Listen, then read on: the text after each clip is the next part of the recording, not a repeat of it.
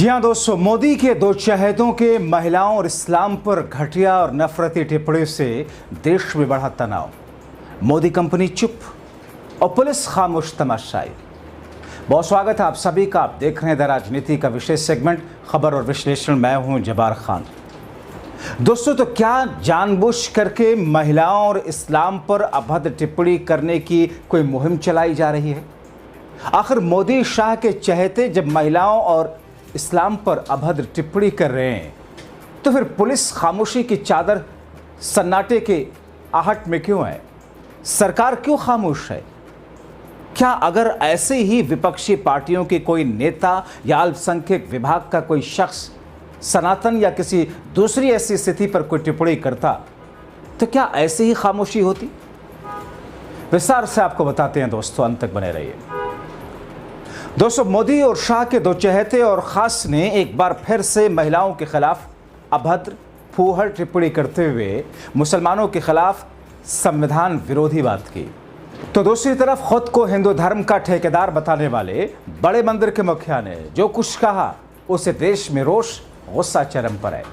मगर मोदी के खास और राजनयिक रहे व्यक्ति ने जो कहा वो तो ये दर्शा रहा है कि संघ और बीजेपी ने पढ़े लिखे बड़े अधिकारियों को एंटी वुमेन एंटी इस्लाम काम पर लगा रखा है। यह मोदी के खास और बड़े पद पर रहे पूर्व राजनयिक दीपक वोरा, जो महिलाओं पर अभद्र टिप्पणी करते हुए मुसलमानों के खिलाफ भद्दी टिप्पणी करते हुए खुद को मोदी का खुलेआम चमचा महाचमचा बता रहे हैं और इन सब में वो प्राउड फील कर रहे हैं। और ये सब देश के एक बड़े कॉलेज के कार्यक्रम के मंच से कहा।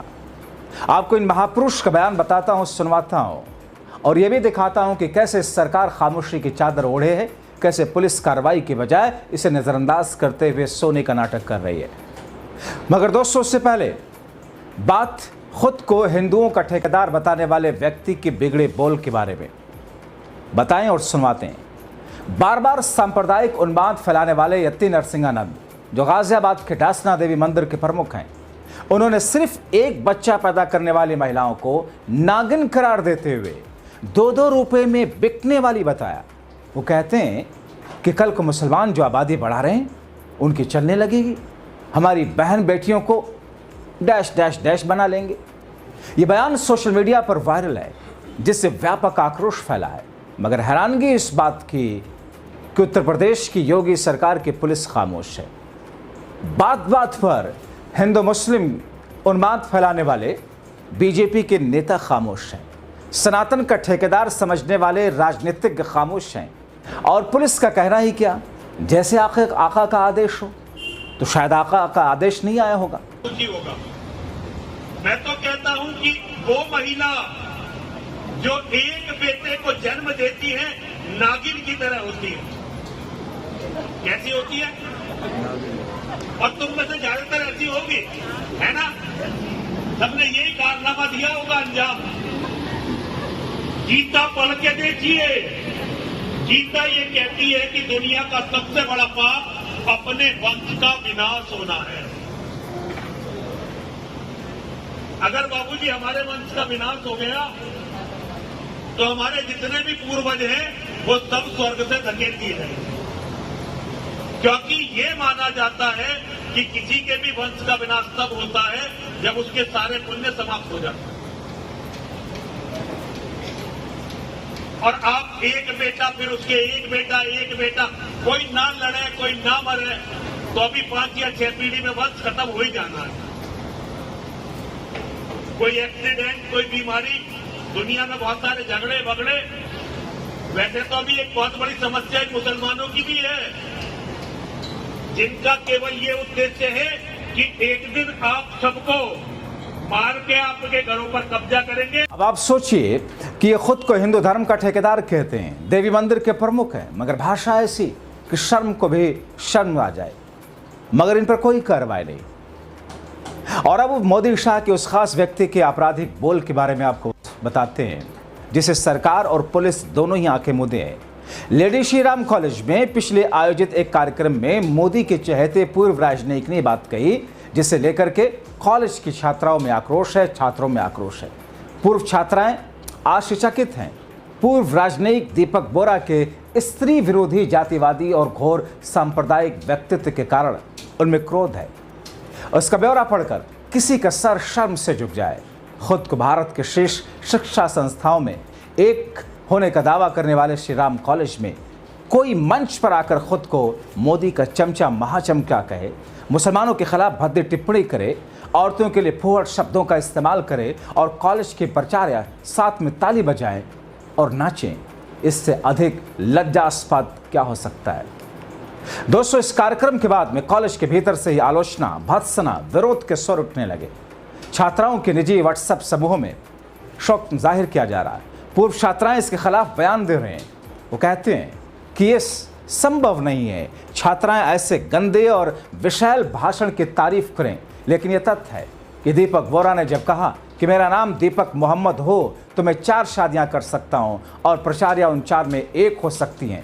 सोचिए कितनी गंदी भाषा का प्रयोग किया इस शख्स ने। मगर दोस्तों, उससे भी बड़ी बात, जब दीपक बोरा जो कि पूर्व राजनयिक रहे, जिनकी अपनी एक इज्जत रही है, मगर यही तो है, हम तो अभी तक जानते थे कि कम पढ़े लिखे लोगों के अंधभक्तों की बड़ी तादाद है, मगर यहाँ पर तो पढ़े लिखे लोगों की भक्ति उनसे भी बढ़कर अंधभक्त में खुद को लाकर खड़ा कर रहे हैं। वहाँ पर लोग, छात्राएं, कॉलेज स्टाफ ताली बजा रहा था। किसी छात्रा ने उठकर विरोध नहीं किया, किसी अध्यापक ने यह भी नहीं कहा, किसी ने ध्यान दिलाया कि कुछ समय पहले इसी कॉलेज की पूर्व छात्रा और अध्यापिका प्रोफेसर निवेदिता मेनन को प्रशासन ने परिसर में घुसने नहीं दिया था, ये कहकर के कॉलेज एक अराजनीतिक जगह है। फिर दीपक बोरा का कार्यक्रम राजनीतिक था या नहीं, या ये कहा जाए कि वो सांस्कृतिक राष्ट्रवादी भाषण था, राजनीतिक नहीं। दोस्तों, कॉलेज या विश्वविद्यालय सभ्यता का प्रशिक्षण देते हैं, यानी सभ्य सभा भाषा, सभ्य आचरण की शिक्षा वहाँ दी जाती है।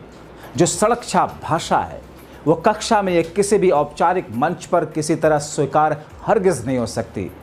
हम सीखते हैं, जानते हैं, हम किसी की शारीरिक बनावट, उसकी भाषा, उसके धर्म या विश्वास के कारण उसकी खिल्ली नहीं उड़ा सकते। हम औरत, दलित, काले, छोटी आंख वाले, मुसलमान, ईसाई के लिए अपमान सूचक शब्दों या किसी के लिए भी अपमान सूचक शब्दों के इस्तेमाल की इजाज़त हमारा संविधान नहीं देता। यह सभ्य व्यवहार के लिए न्यूनतम है। इसी दृष्टि से अगर पिछले 11 वर्षों में परिसरों में सार्वजनिक कार्यक्रमों की जांच करें तो मालूम पड़ेगा कि उनमें से ज़्यादातर राष्ट्रवाद के बहाने संकीर्णता, उग्रता, आक्रामकता को बढ़ावा दे रहे हैं। परिसर में अब सद्भाव की बात नहीं की जाती।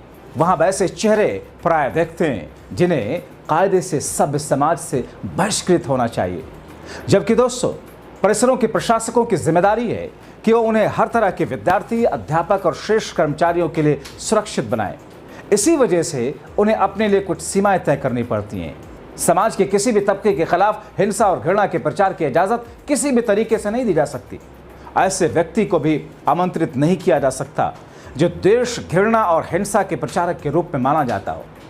कुछ लोग इसे जनतांत्रिक अधिकार के नाम पर जायज़ ठहरा सकते हैं, लेकिन समाज के किसी भी तबके के खिलाफ, समाज के किसी भी वर्ग के खिलाफ और विशेष रूप से महिलाओं के खिलाफ मन से घृणा, मन से इस किस्म की घटिया बातें करना एक तरीके से घृणा का प्रचार होता है।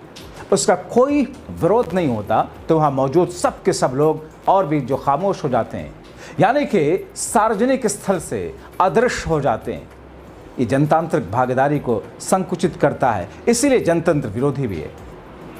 दोस्तों, आप सोचिए कि 2 शख्स, एक वो शख्स जो कि भारत में उच्च स्तर की पढ़ाई लिखाई जिस शख्स ने किया हो, जो कि पूर्व राजनयिक जैसे महत्वपूर्ण पद पर जो शख्स रहा हो, जिस शख्स के पद और उस शख्स की गरिमा हर जगह, हर शख्स, हर व्यक्ति इज्जत की निगाह से देखता रहा, मगर वो शख्स आकर के किस किस्म के, कैसा नफरती राष्ट्रवाद, कैसा नफरती भाषण, किस किस्म से महिला विरोधी, किस किस्म से एक धर्म विशेष विरोधी बयान देता है।